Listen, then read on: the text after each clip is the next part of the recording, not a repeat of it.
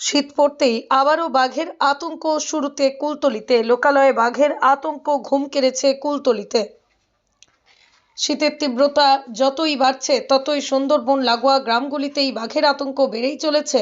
কুলতলির মইপিট coastal থানার শ্রীকান্তপল্লী এলাকায় বাঘের পায়ের ছাপ দেখে আতঙ্কিত গ্রামবাসী। আমরা সকালবেলা উঠে দেখলাম বাড়ির ধারে একদম সাইডেই বাঘের ছাপ। তো ওই বাঘের ছাপ দেখতে দেখতে আমরা আরও আশপাশে দেখলাম, আর একজনদের বাড়ির উঠোনে একদম চলে গেছিলো আমাদের পাশের বাড়ি। এবার ওই ছাপ দেখে দেখে আমরা চারদিকে সব খোঁজাখুঁজি, লোকজনকে ডাকাডাকি, ফোন টোন করা হচ্ছে। এবার আমাদের তো ভয়ে আতঙ্কে আমরা প্রচণ্ড আতঙ্কে এসেছি, আছি। সামনের বছরও এখানেই বাঘ পেরিয়েছিল। সে 3 দিন ভোর তো প্রচুর লোকজন, থানা, কোস্টাল থানা, আমাদের বাড়িতে কিশোরী মোহনপুর। এবারে প্রচণ্ড আমরা ভয়েতে থাকি, রাত্রি ভিত্তিতে বেরোতেই পারি না। এবার সেই বাঘ এবার সরে সরে যে আরেকটু সামনের দিকে চলে গেল। আবার কিছুক্ষণ পরে দেখছি আমরা সেই বাঘ আবার হাঁটতে হাঁটতে পাশ থেকে, নদীর পাশ থেকে এদিকে আসছে।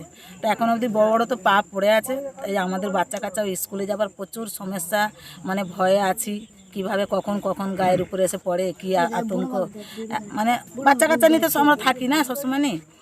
এবারে এই ভয় আমরা চাই যাতে ব্যবস্থা নিক সবাই মিলে।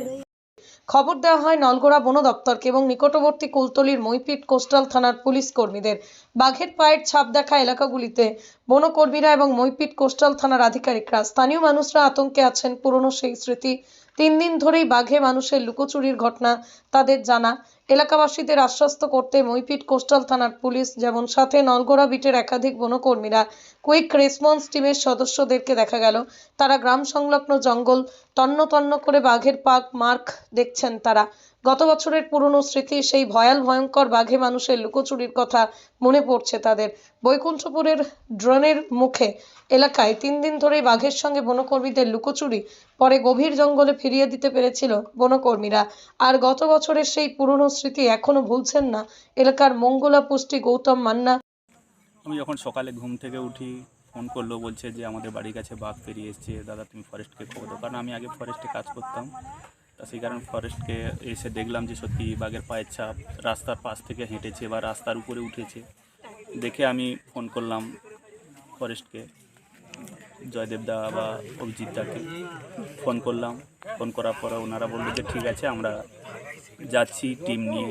তো ওনারা এলো, এসে তদন্ত করছে। এখনও পর্যন্ত পায়ের ছাপও মিলল, কিন্তু এখনও পর্যন্ত নির্দিষ্ট কোথায় আছে সেটা আমরা এখনও পর্যন্ত পাচ্ছি না, বা ওনারাও চেষ্টা করছে।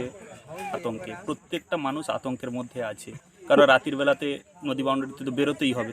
সকালবেলা উঠে যখন গরু টরু ছাগল টাগল বার করে যখন রাস্তায় দেখি, তখন উঠে দেখি বাবুর একদম গইলের ধারে চলে গেছে, ঘরের সামনে চলে গেছে। আর 2 দিন পরে তো মাধ্যমিকের ছেলে মেয়েদের মাধ্যমিক পরীক্ষা রাত 12টার সময় কি 11টার সময় পড়ে আসতেছে। কি কেউ তো পথে আমরাও তো নিজেরাও বাড়িতে পারছি না, বাচ্চারা কি বাড়াবে। বাবু আমরা বাঘ, বাবু বাঘ, আমরা বাবু বলি, বাঘকে বাবু বলি। কি আপনার বাড়ি দরজার কাছে এসছে?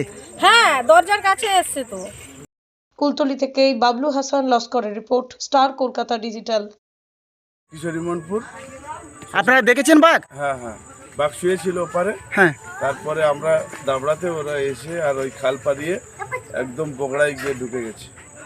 এই জঙ্গলের মধ্যেই আছে আপনার বাড়ির পাশে? কিশোরী মোহনপুর শ্মশানের কাছে জঙ্গলের মধ্যে আছে। আপনার বাড়ির পাশে? হ্যাঁ, আমার বাড়ির পাশে। কি নাম আপনার? দশরথ দাস।